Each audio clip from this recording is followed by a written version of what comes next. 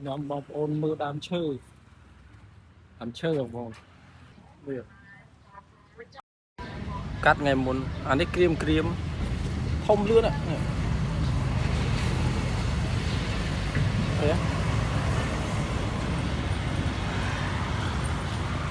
vào môi đi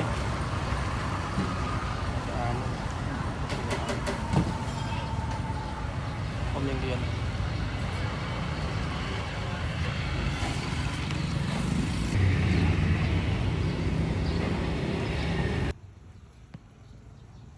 ăn trên tầm mũi này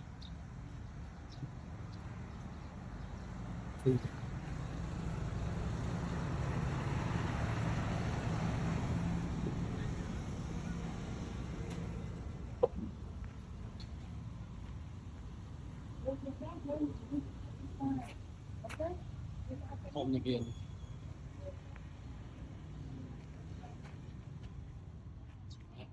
để làm thông đấy trên tôi má ăn chừng thì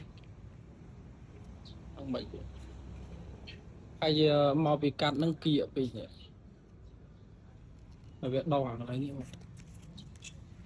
nó việc đau thằng này lại